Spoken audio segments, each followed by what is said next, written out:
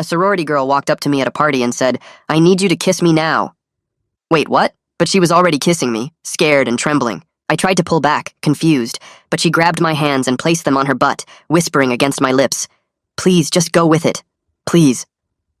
Something in her voice made me comply. This wasn't flirtation, this was fear. "So you're her new boyfriend, huh?" The voice came from right behind us. I turned to see a mountain of a man, 6'4", neck thicker than my thigh, tribal tattoo wrapping around his bicep. She looked at me with eyes that begged. Everything about her screamed danger. "Yeah," I said, pulling her closer. "And what about it?" He smiled, all teeth. "That's a shame. You look like we could have been boys." His right hand moved to his pocket. Light caught metal. A knife. I kicked hard at his knee. He stumbled backward and I grabbed her hand. "Run!" We bolted through the crowded house, pushing past drunk students. Behind us, I heard him recovering, people screaming as he shoved through. "Back door!" she gasped. We burst into the night air. The backyard was darker than expected, party lights not reaching here. Perfect for him. "Keep going." I pulled her toward the tree line. "Stop!" he called out, closer than I'd thought. "I'm not trying to hurt you." "Step aside and let me handle my business with her." "Not happening," I said, pushing her behind me. "You don't know who you're protecting," he said, breathing steady despite the chase. Athletic. Dangerous. "Bryce, please," she whispered. "Just leave me alone." "After everything?" He stepped closer. The knife was fully visible now. "After what you did?" "We dated for 2 months. That doesn't give you the right—" "2 months?" Bryce laughed. "Try 2 years, Alice. 2 years of my life." "That's not true," Alice started. "Then tell him the truth." Bryce's voice cracked. "Tell him about Miami. Tell him about my brother." Alice's grip on my arm tightened painfully. "What's he talking about?" I asked. "Nothing. He's crazy. He's been stalking me." "Tell him!" Bryce roared, stepping forward. I pushed Alice further back. "Whatever happened, this isn't the way." "She was driving," Bryce said, eyes never leaving Alice. "Spring break. She'd been drinking, hit someone and kept going." "That's not true!" Alice screamed. "My little brother," Bryce continued, voice breaking, 19 years old. Walking back from his job. She left him there. My blood went cold. Alice's nails dug into my arm. "The police said it was a hit and run," Bryce said. "Black Audi. Partial plate. I've spent 8 months looking. Then I saw her car at a body shop. Fresh repairs. Right time frame." "You're insane," Alice whispered, but her voice shook. "I checked the work order. Front-end damage. They replaced the bumper, hood, headlight. Paid cash. Lots of people have accidents. With Miami sand still in the wheel wells?" Bryce's hand tightened on the knife. "My brother's in a wheelchair. May never walk again. And she's here playing sorority girl like nothing happened." I looked at Alice. Her face had gone white. "Is it true?" I asked. Her silence was answer enough. "I've tried everything," Bryce said. "Cops won't listen without proof. She destroyed the evidence. Her daddy's lawyer made sure of that. So what? You're going to stab her?" I kept myself between them. "How does that help your brother?" "I don't want to hurt her." His voice dropped. "I want her to confess, to face what she did." "Bryce," Alice started. "He was 19, Bryce screamed. "Same age as you! But you get to walk around, go to parties, live your life while he's learning to use a wheelchair." Sirens in the distance. Someone had called the cops. "They're coming," I said. "Put the knife down. If you're right, there's legal ways." "I tried legal." Bryce threw the knife aside, falling to his knees. "I tried everything, and she has money, lawyers. I have medical bills and a brother who cries himself to sleep. She's not walking away from this without crutches." The sirens got louder and red and blue lights started flashing through the trees behind us. Bryce stayed on his knees with his head down and his shoulders shaking. Alice was pressed against my back and I could feel her whole body trembling. I kept my position between them, even though I wasn't sure anymore who needed protecting from who. A woman in uniform came through the back gate first with her hand near her belt and her eyes scanning everything fast. She was maybe 40 with her hair pulled back tight and this calm look on her face like she'd seen worse than this. I put both hands up right away, but kept myself as a barrier between Bryce and Alice. The officer took in the whole scene in about 3 seconds, the knife on the ground, Bryce crying on his knees, Alice shaking behind me, drunk students watching from the house windows. Her voice cut through all the noise and chaos. She told everyone to stay exactly where they were and not to move.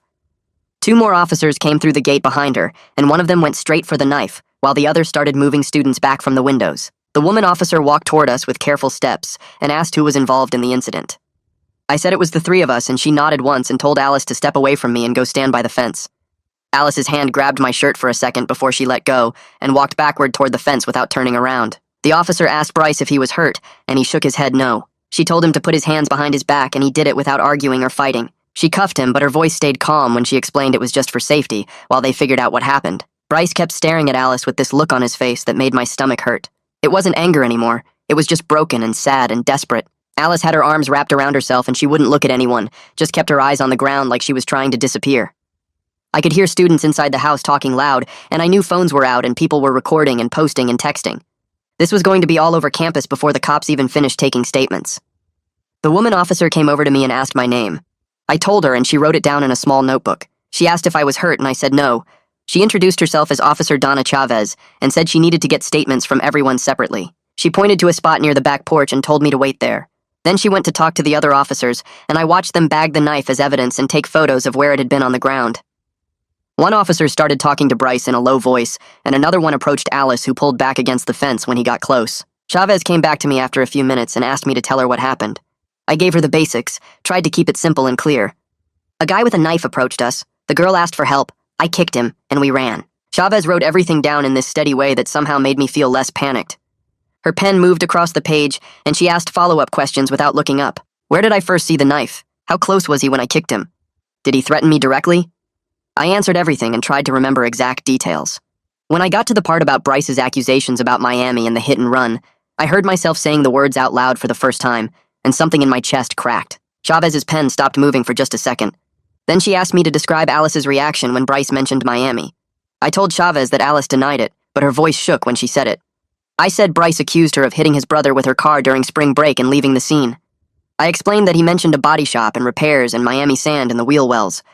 Chavez asked if I believed him, and I said I didn't know what to believe. She asked what Alice said when I asked her directly if it was true. I had to admit that Alice didn't give me a straight answer, that she just went silent and wouldn't look at me. Saying it out loud made it real in a way it wasn't when it was just happening. I felt my certainty about protecting Alice start to crumble and fall apart. Chavez asked if I'd been drinking tonight, and I told her the truth. 2 beers over about 3 hours. She wrote it down without any judgment in her face.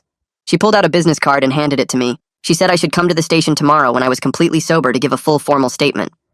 I took the card and put it in my pocket. Chavez walked away and started doing a loop around the backyard. I watched her stop and talk to at least 6 different students who were holding up their phones. They all filmed something, the fight or the knife or Bryce yelling about Miami or Alice's face when he said it. Chavez collected names and numbers and asked them to send her the videos. I felt this weird mix of relief that there was evidence and dread about what that evidence might show. One girl kept saying the same thing over and over while showing Chavez her screen. She kept saying, "This is insane. This is absolutely insane." Another guy said he got the whole thing on video from his bedroom window. Chavez thanked each of them and wrote down their information. Alice was talking to another officer now on the other side of the yard. She reached back without looking and somehow found my hand in the dark. She squeezed it once in this desperate way that felt like she was trying to tell me something without words. I didn't know if she was thanking me or trying to make sure I stayed on her side. The not knowing made me feel sick. Her hand was ice cold and shaking hard. When I didn't squeeze back, she held on tighter like she was afraid I'd disappear. I gently pulled my hand away and stepped back. She finally turned and looked at me with these wide, scared eyes. I couldn't tell if it was guilt or just fear of getting caught, and I hated that I couldn't tell the difference. They were loading Bryce into the back of a police car now. He turned his head to look directly at me through the window. His mouth moved and I could read his lips clear as day. Miami, just that one word. Then he looked at Alice with such raw pain in his face that I had to look away. I thought about his brother in a wheelchair learning to walk again at 19. My throat got tight with something that might have been guilt. Chavez came back over and handed me her card again, even though I already had one in my pocket. She said I should write down everything I remembered tonight while it was still fresh in my head. She said to come in tomorrow morning to give an official statement. She asked if I was sober enough to get home safely, and I nodded.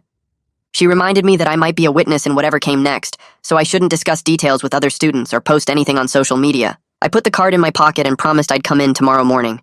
I headed back inside to leave through the front door because I couldn't deal with Alice right now. People swarmed me the second I walked in.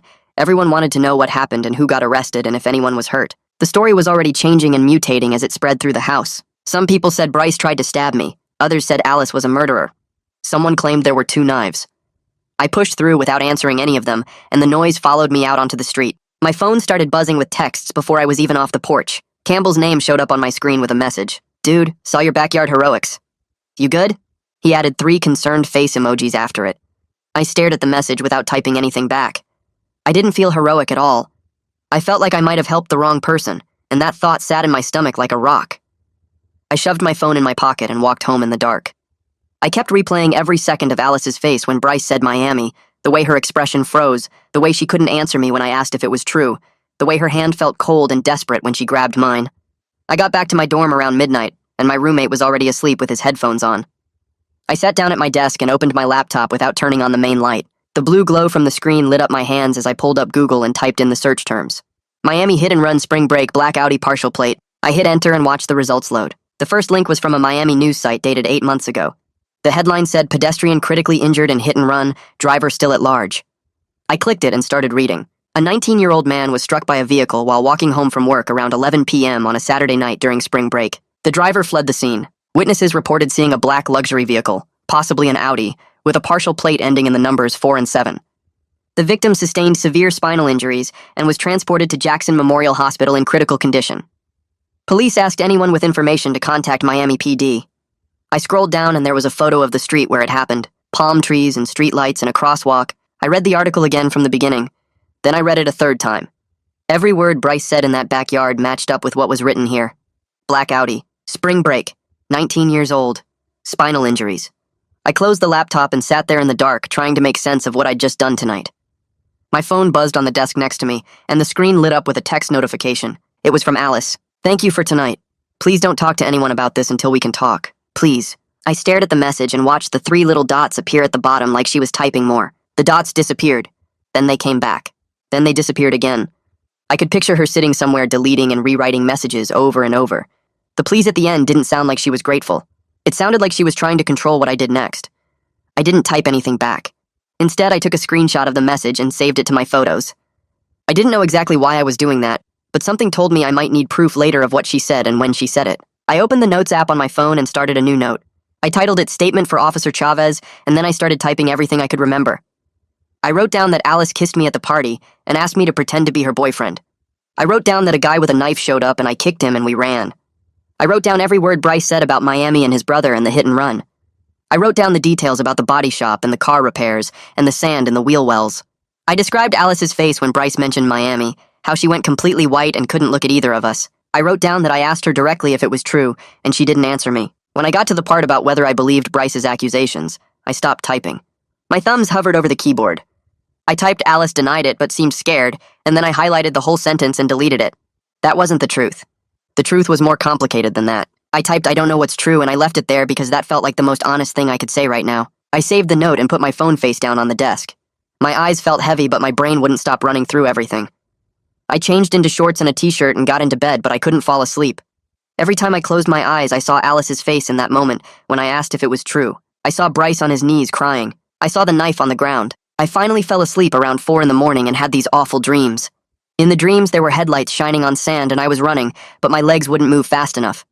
Someone was screaming behind me, but every time I tried to turn around to see who it was, my body wouldn't let me. The headlights got brighter and brighter until they were all I could see. I woke up at 7 feeling like I was going to throw up. I sat on the edge of my bed with my head in my hands, and the first clear thought I had was that I might have protected someone who destroyed another person's life. The guilt sat on my chest and made it hard to breathe. I got up and took a shower and got dressed, but I still felt sick. Across town, Bryce was sitting in the police station waiting to be processed out. They released him around 8 in the morning with a citation to appear in court for menacing with a weapon. The officer at the desk handed him back his wallet and keys and told him the court date was in 3 weeks. Bryce walked out to the parking lot and got in his car, but he couldn't make himself start the engine. He just sat there gripping the steering wheel and trying to calm down. His hands were shaking, so bad he had to put them in his lap. He pulled out his phone and called his brother. His brother answered on the second ring asking if he was okay. Bryce said he almost messed everything up, that he almost threw away his freedom for revenge and he was sorry. His brother's voice came through the phone saying it was okay, asking if Bryce was safe now. Bryce said yes, but it was a lie. His hands wouldn't stop shaking on the steering wheel even after he hung up. He sat in that parking lot for 20 minutes before he trusted himself to drive. At the same time, Alice was sitting in her apartment living room while her father's lawyer explained what came next. Luciano Cross wore an expensive suit and spoke in this calm voice that made everything sound manageable. He told Alice she needed to say absolutely nothing to anyone. No texts, no calls, no social media posts, no statements to police without him present. He would handle everything. Alice nodded and felt this wave of relief like someone else was taking all the weight off her shoulders. Luciano opened his briefcase and pulled out a legal pad. He started writing notes about strategy and timeline and what they would say if police came asking questions. Alice watched him write and felt her breathing slow down for the first time since the party. She didn't tell him that the weight crushing her wasn't just fear of getting caught. It was guilt that she'd been carrying for 8 months and it was getting heavier every day. Back at the police station, Donna sat at her desk downloading all the videos students had sent her. She had 6 different clips from 6 different angles. She watched each one multiple times and made detailed notes. Most of them showed Bryce yelling and the knife and people running. But one clip caught something different. A girl had been filming from the side, and the camera caught Alice's face in profile, right when Bryce shouted about Miami. Donna paused the video and watched that moment 3 more times. Alice's expression went from scared to completely frozen, like someone just caught her in a lie. Donna saved that clip in a separate folder and added a note in her case file. Subject reaction to Miami accusation, notable freeze response. Her professional instinct told her this was bigger than a party fight with a knife. This was something that connected to another case in another city. She picked up her phone and started looking up contact information for Miami PD. I showed up at the police station late that morning like Donna asked me to. She met me in the lobby and walked me back to a small interview room with a table and chairs and a recording device sitting in the middle. She pressed record and asked me to state my name and the date. Then she asked me to describe everything that happened at the party. I told her about Alice kissing me and asking me to pretend to be her boyfriend. I told her about Bryce showing up with the knife and what he said about his brother in Miami. I described the chase through the house and into the backyard. When Donna asked what I knew about Alice, I had to admit I didn't know her at all. We met at that party maybe an hour before everything happened. She asked me to play along and I did. Donna wrote something down and then asked if I noticed Alice's reaction when Bryce made his accusations. I described the silence, the way Alice couldn't look at me or answer when I asked her directly if it was true. Saying it out loud in an official statement with a recording device running made it feel more real, made it feel more like I was accusing her of something terrible. Donna thanked me and said I might be contacted again as the investigation continued. I left the station feeling like I'd just crossed a line I couldn't uncross. That afternoon, Bryce took his brother to physical therapy at the rehabilitation center across town. He watched his brother work with the parallel bars, gripping them tight and taking slow, careful steps. Every time his brother managed 3 or 4 steps without his legs giving out, they both celebrated like he'd just won a race. Their victim advocate, Nia Owen, stopped by to check in like she did every week. She was this woman in her 40s who worked for the county and helped crime victims navigate the legal system. Bryce told her he found the girl from the accident. He told her about the confrontation and the knife and getting arrested. Nia's face went serious, and she pulled Bryce aside into the hallway. She told him he was lucky he didn't get charged with something worse. She said his anger could land him in jail instead of getting justice for his brother. She said she would help him, but only if he promised to stay within legal boundaries from now on. No more confrontations, no more weapons, no more taking matters into his own hands. Bryce agreed because he knew Nia was right, and he knew he'd almost destroyed everything last night. While Bryce was at physical therapy, Alice was sitting in Luciano's office downtown, going over what they would say if police came asking questions. Luciano sat across from her and spoke slowly like he was teaching a child. She was never in Miami during spring break. She was misidentified. Her car has never been in any accident. Alice repeated the lies back to him, and her stomach flipped over every time she said the words. Luciano noticed her hesitation, but he thought it was just nerves about dealing with police. He didn't realize it was her conscience trying to break through 8 months of denial. He told her this would all blow over if she just stuck to the story. He said her father was paying him a lot of money to make sure nothing stuck to her. Alice nodded because it was easier than admitting the truth out loud. She practiced the lies 3 more times until Luciano seemed satisfied. Then she left his office and drove home with her hands gripping the steering wheel so tight, her knuckles turned white. That afternoon, Campbell caught me in our dorm kitchen with his phone already out, and this look on his face that said we needed to talk. He pulled up the campus GroupMe and scrolled through what had to be 200 messages in the past few hours. Everyone was asking if Alice really killed someone, if Bryce was some psycho stalker, if I was actually dating her, or just got caught in the middle of something crazy. The messages kept coming while I watched, people tagging friends and sharing theories and posting screenshots from other group chats. Campbell looked at me and asked straight out if Alice was who Bryce said she was. I opened my mouth to answer, and nothing came out right away. When I finally managed to say I didn't know but I was trying to find out, Campbell's expression shifted into something that looked like pity mixed with certainty. He already knew what I was afraid to admit. He could see it on my face that my defense of Alice was cracking apart. Donna sat at her desk at the police station and picked up her phone to call Miami PD. She explained the party incident and the accusations Bryce made about the hit-and-run case from spring break. The detective on the other end went quiet for a second and then confirmed they had an open case matching that exact description.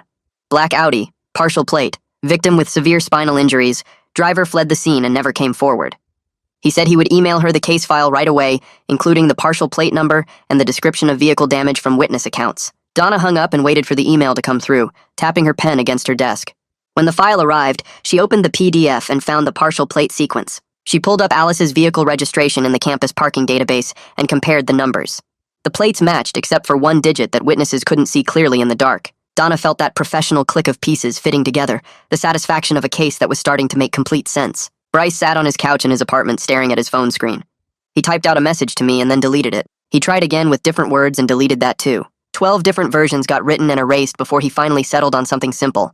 The message said he didn't want to hurt her. He just wanted the truth and asked me please to believe him. His finger hovered over the send button because reaching out to me directly was risky. I could block him or report him or show the message to Alice's lawyer. But he was desperate for someone to believe him who wasn't family or a paid advocate working his case. He hit send and watched the message show as delivered. Then it changed to read. He stared at his phone waiting to see if I would respond or if I would block his number and shut him out completely. The next evening I met Bryce at a coffee shop 3 blocks off campus where nobody we knew would see us. We sat at separate tables at first like we weren't meeting, both of us checking the door every time someone came in. After about 5 minutes of this weird pretending, Bryce stood up and walked over to slide into the chair across from me. He didn't say anything at first, just pulled out his phone and opened his photos. He turned the screen toward me and I saw Alice's black Audi sitting in a body shop bay with the front end clearly damaged. The bumper was dented and the hood was buckled, and the passenger headlight was completely shattered. He swiped to the next photo and showed me a work order that he'd somehow managed to photograph. The document listed bumper replacement, hood replacement, headlight repair, and the total came to over $3,000 paid in cash. The date of service was 3 days after spring break ended. I stared at the evidence in his phone and felt my last defense of Alice crumble into dust. There was no explaining this away as coincidence or mistaken identity. This was her car, and this was the damage, and this was the timeline that matched everything Bryce had said in that backyard. Alice sat on her bed scrolling through her phone with her hands shaking. She found her Instagram profile and started going through old stories from that spring break trip to Miami. There was one of her and 3 friends on the beach wearing bikinis and sunglasses. Another showed drinks at a club with pink lights and too many people. One video showed them in a car with music playing loud and everyone singing along. She watched that driving video 3 times, and her finger hovered over the delete button for a full minute. Finally, she pressed it, and the video disappeared from her archive.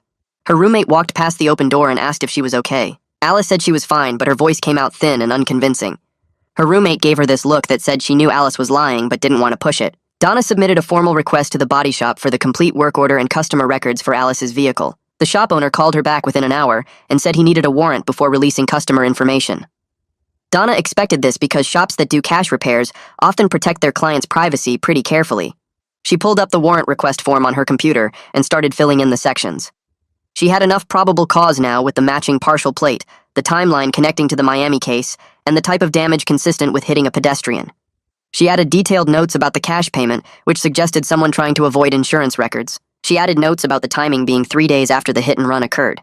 The paperwork would take at least a day to get approved by a judge, but she felt confident it would go through. She saved the document and sent it to the prosecutor's office for review. Campbell pulled me aside later that week and admitted something that made my stomach flip. He'd recorded about 15 seconds of the backyard confrontation on his phone before the police showed up. We went back to his room and sat on his bed while he pulled up the video. The clip started right when Bryce was yelling about Miami and his brother. You could hear Bryce's voice cracking when he talked about the wheelchair. The camera angle caught Alice's face in profile, and you could see the exact moment when her expression went from scared to frozen. It was the face of someone who just got caught doing something terrible. Campbell asked if I wanted him to send me the video, and I hesitated for like 10 seconds before saying yes. He airdropped it to my phone and I saved it, even though accepting it felt like I was betraying Alice. But I knew I wasn't betraying her. I was just choosing the truth over whatever loyalty I thought I owed to someone I'd tried to protect. Nia met with Bryce at a coffee shop downtown to lay out his options clearly. She told him he needed to cooperate fully with any investigation that was happening. He needed to let the legal system work instead of taking things into his own hands. He needed to stay away from Alice completely and avoid picking up any new charges. She offered to connect him with the district attorney's investigator who handled hit-and-run cases. Bryce wanted to argue that the system moved too slow and he'd already waited 8 months for something to happen. But he looked at Nia's steady expression and realized she was offering him the only path that didn't end with him sitting in jail. She reminded him that his brother needed him free and present, not locked up for revenge. Bryce agreed to everything she suggested because he trusted her judgment more than he trusted his own anger right now. Luciano filed a campus no-contact order against Bryce on Alice's behalf. The paperwork claimed she was harassed and threatened by someone with a history of violence. He drafted a cease and desist letter warning Bryce and anyone associated with him against posting about Alice on social media or making further accusations without proof. The letter used a lot of legal language about defamation and harassment. Alice felt a moment of relief when Luciano called to tell her the paperwork was filed. For just a second, it felt like legal documents could make the truth go away, like official letters could erase what actually happened. But the relief only lasted until she hung up the phone and looked at her reflection in the mirror. I forwarded Campbell's video clip to Donna's email with a short message explaining what it showed and when it was recorded. Campbell offered to post it publicly on his Instagram or TikTok, and I told him absolutely not. This needed to go through proper channels and not turn into some social media justice situation. Campbell nodded and said he understood, but I could tell part of him wanted the drama of going viral with the evidence. About an hour later, my phone buzzed with a text from Bryce that just said thank you. I realized Donna must have already shared the evidence with Miami PD because there was no other way Bryce would know I'd sent it. I felt sick and relieved at the same time, this weird mix of emotions that sat heavy in my chest. I'd helped build a case against someone I'd tried to protect, but I'd also helped someone get justice for his brother, who couldn't walk anymore. The next afternoon, Donna walked into Judge Martinez's chambers with her warrant application and laid out the evidence in careful detail. The judge read through the probable cause section twice before signing off on the warrant to retrieve the complete body shop records. Donna drove straight to the shop and found the owner behind the counter sorting through invoices. She showed him the warrant and he nodded without argument, pulling Alice's file from a locked cabinet in the back office. Donna photographed every page with her phone camera while the owner watched. The work order showed front-end collision repairs totaling $3,200, paid entirely in cash on a date exactly 3 days after the Miami hit and run occurred. The damage description jumped out at her like it was highlighted in neon. Impact to the bumper and hood, shattered passenger side headlight, frame alignment needed. This was exactly what you would expect from hitting a person at speed. Donna thanked the owner and walked back to her car, feeling that methodical satisfaction of a case finally building into something solid. She uploaded the photos to the case file before she even left the parking lot. Bryce was stocking shelves at the grocery store when his phone buzzed with Naya's name on the screen. He stepped into the back room to take the call and she got straight to business. He was being formally charged with menacing for brandishing the knife at the party. Fear spiked through his chest so hard he had to sit down on a stack of produce boxes. Criminal record, losing his job, making everything worse for his brother. But Nia's voice stayed calm and steady, and she explained she could probably get him into a diversion program if he cooperated fully with the investigation and stayed completely out of trouble going forward. The diversion would mean classes and community service, but no permanent record if he completed everything successfully. Bryce felt his hands shaking as he held the phone. He asked what cooperation meant, and Nia said it meant letting the legal system work, staying away from Alice completely, not posting anything on social media about the case. She reminded him that his brother needed him free and present, not sitting in jail for revenge. Bryce agreed to whatever she recommended because right now, he trusted her judgment way more than he trusted his own anger. Luciano sat in his office and dialed the body shop owner's number from the work order Alice's father had given him months ago. He kept his voice friendly and casual, saying he was just following up on some details about the repair work for insurance purposes. The owner's tone shifted immediately from neutral to suspicious. He told Luciano he had given police exactly what the warrant required, and nothing more, and if Luciano had questions, he could go through official channels like everyone else. The owner hung up before Luciano could respond. Luciano set his phone down and stared at the wall for a full minute. The evidence was solid. The body shop had cooperated with police. The cash payment and timing made Alice look guilty as hell. His strategy needed to shift fast from complete denial to damage control mode. He started drafting notes about potential plea negotiations and character witnesses. I sat on my bed that night staring at Alice's contact in my phone for probably 10 minutes before I finally hit the call button. She answered on the second ring, and I could hear music playing somewhere in the background. I asked her straight out if she was in Miami during spring break and if she hit someone with her car. The silence on the other end stretched so long I thought she had hung up. I could hear her breathing, could almost feel her trying to decide what to say. Finally she spoke, and her voice came out small and defensive, saying, "I didn't understand." I told her to help me understand then. She hung up without answering. I sat there holding my phone and staring at the blank screen. That silence was the clearest answer she could have given me. If she was innocent, she would have denied it immediately, would have been angry that I even asked, but instead she gave me silence and excuses, and then ran away from the question entirely. Donna got an email from Miami PD the following morning with lab results attached. They had analyzed sand samples from the original crime scene, and the composition was consistent with Miami Beach sand. The detective explained in the email that they were willing to pursue charges if the local investigation could definitively tie Alice's car to being in Miami that specific week and connect Alice herself to the driver's seat at the time of the incident. Donna added the email to her growing file and felt that methodical satisfaction of watching a case come together piece by piece. Every new bit of evidence fit perfectly with everything else. The timeline worked, the damage matched, the location matched. All they needed now was direct proof Alice was driving. Bryce was scrolling through old screenshots on his phone during his lunch break when he remembered something. A mutual friend had posted spring break content that tagged Alice's group. He found the Instagram username buried in his camera roll from 8 months ago. The posts were still public, and he scrolled through them carefully. There was Alice and 3 friends at a Miami Beach club on the exact night before the hit and run happened. Another photo showed them on the beach during the day. One picture showed Alice holding car keys, and the keychain had the Audi logo clearly visible. Bryce screenshot everything and sent it to Nia with a message explaining what it was. Nia texted back 30 minutes later, saying she would pass it along to Donna through official channels rather than having Bryce contact police directly. The posts were circumstantial, but they were another piece of the timeline proving Alice was in Miami with access to the car. I got an email from the campus conduct office 3 days later, asking me to come in for a meeting about the party incident. I sat across from the conduct officer in her small office, while she explained that I was facing a possible written warning for initiating physical contact, even though I was defending someone. Campus policy was clear about physical altercations regardless of circumstances. I accepted responsibility for kicking Bryce without trying to argue my way out of it.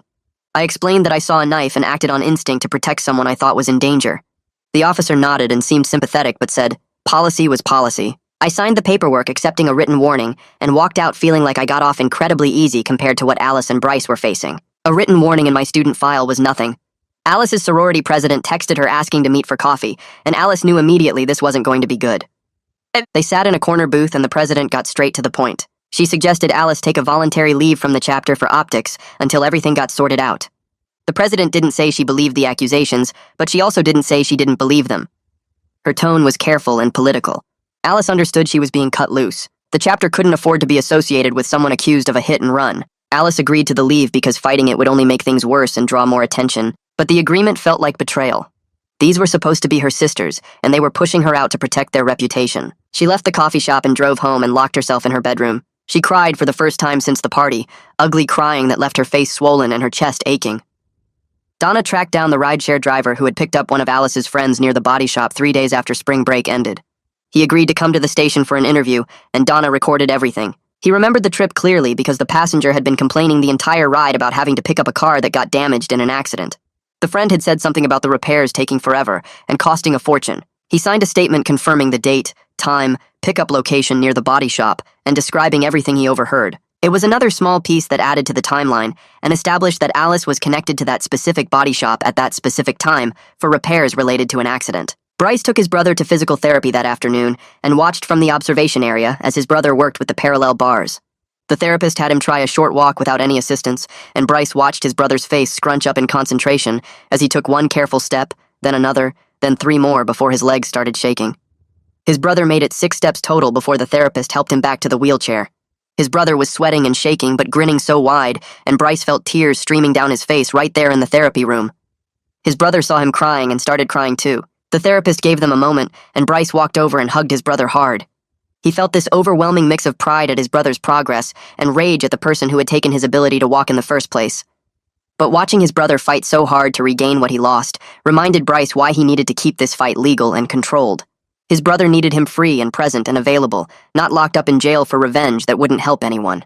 Donna called me 3 days later asking if I could come in for a follow-up interview. I sat across from her in the same small room with the recording device on the table between us. She pulled out a thick folder and tapped it with her pen. The investigation was building a solid case, she explained, and I might be called as a witness if this went to trial in Florida. I nodded and told her I'd testify to exactly what I saw and heard, no more and no less. My hands were sweating, but my voice stayed steady.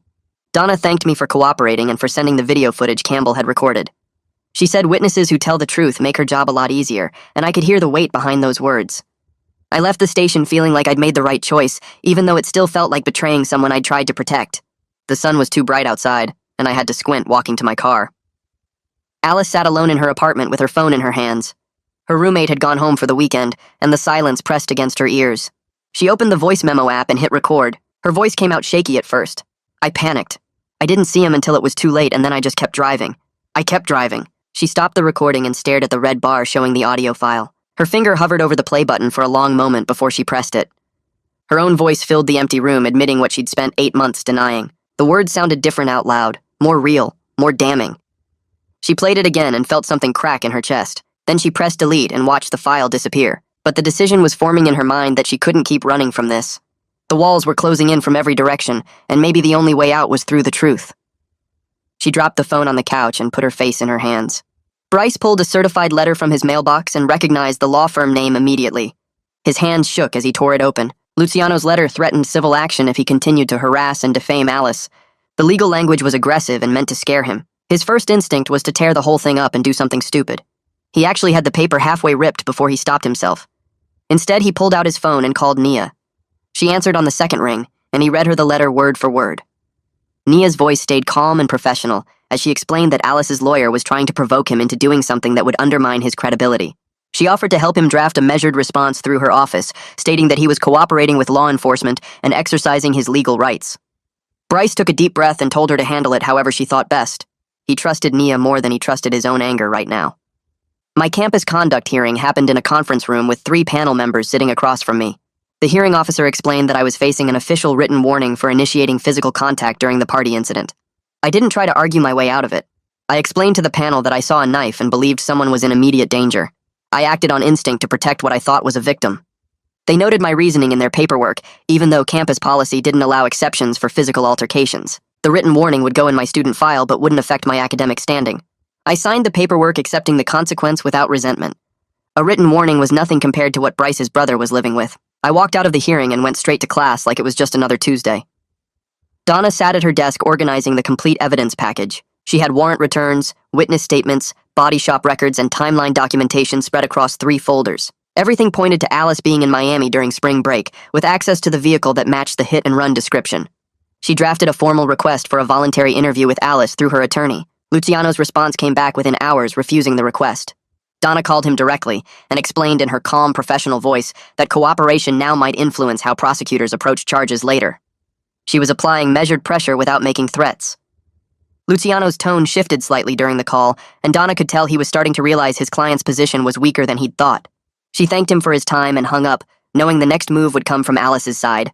Alice called Luciano that night and told him she wanted to do the interview. He argued strongly against it, his expensive lawyer voice going sharp with concern. She insisted in a way she hadn't insisted on anything since this whole thing started.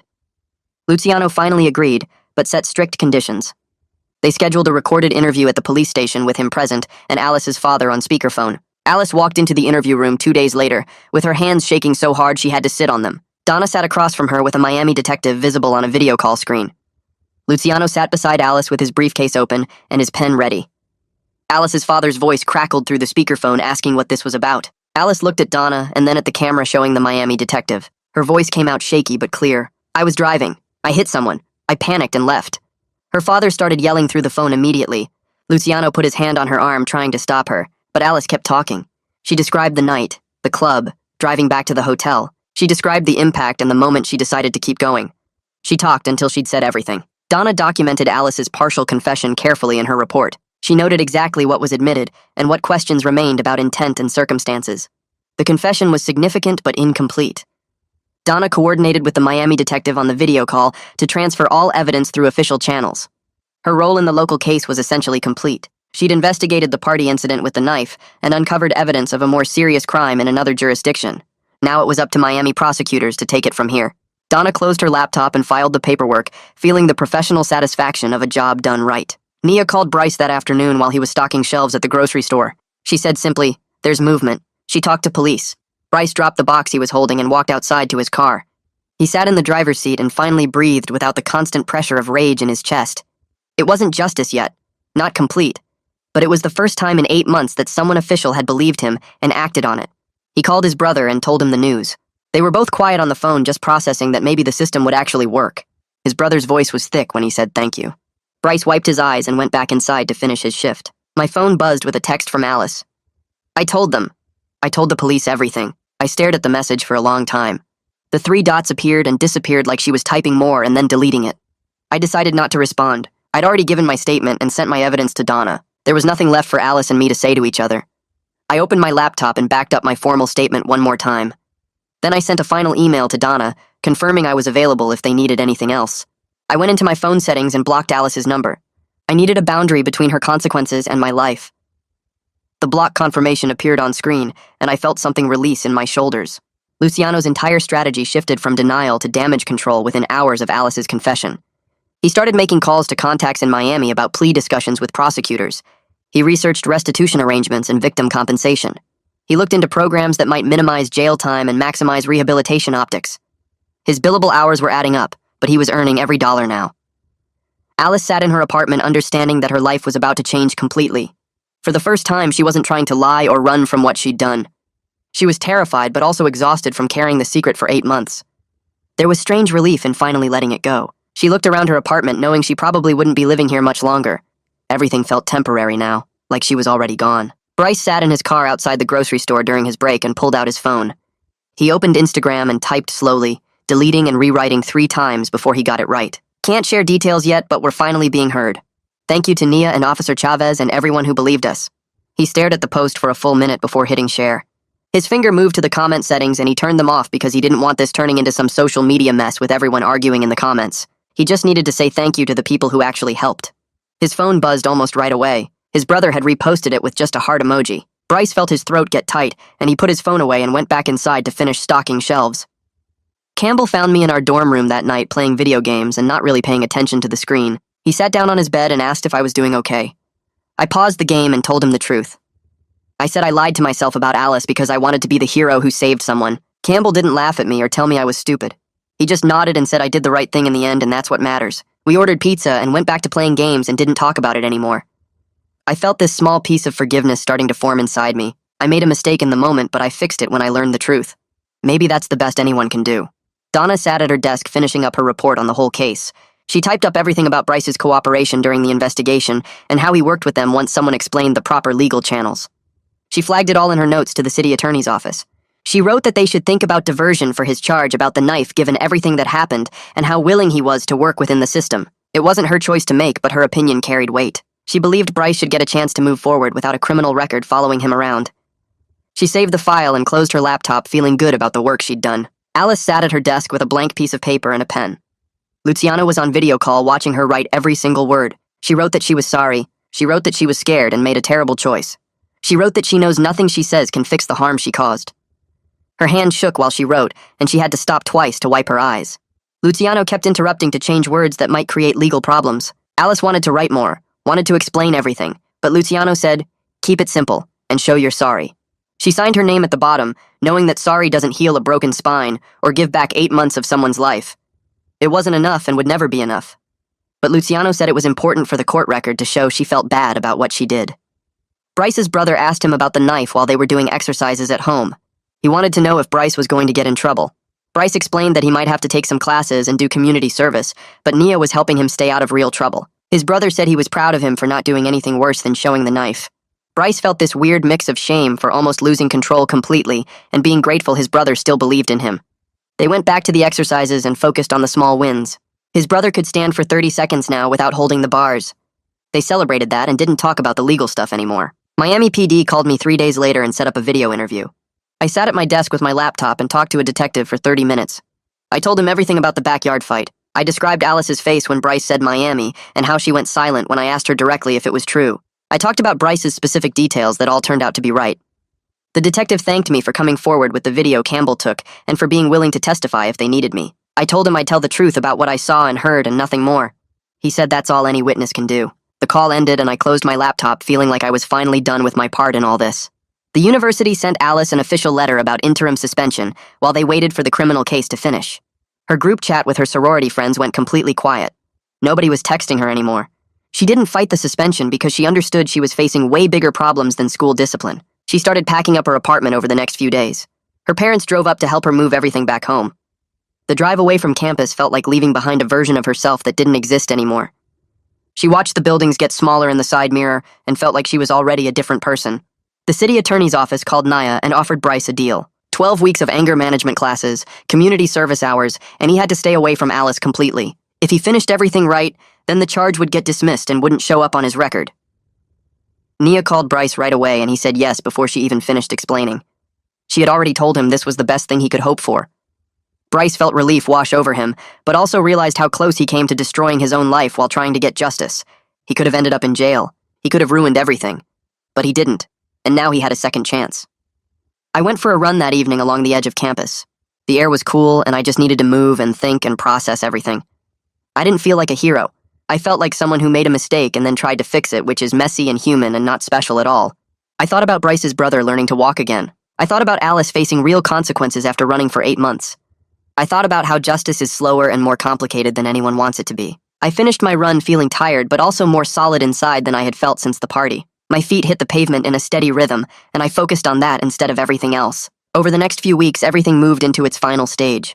Donna closed her file and sent her complete report to Miami PD. Bryce started his classes and kept helping his brother with exercises and found purpose in the daily routine. Alice met with prosecutors in Miami about a deal that would probably include jail time and paying money to Bryce's family. I sent my last statement to the detective and logged off knowing I'd done everything I could.